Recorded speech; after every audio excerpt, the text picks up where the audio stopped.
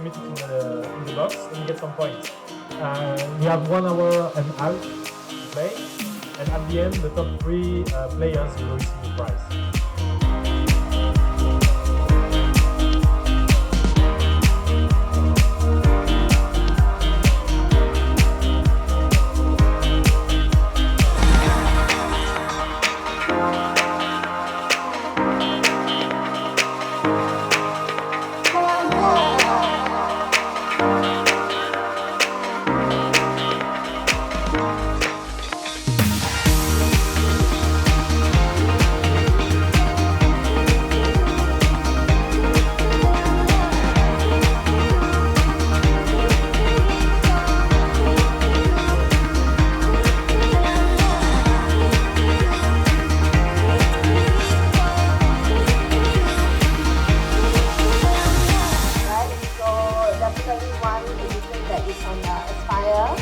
All of these units here, that's what you are learning and training to be.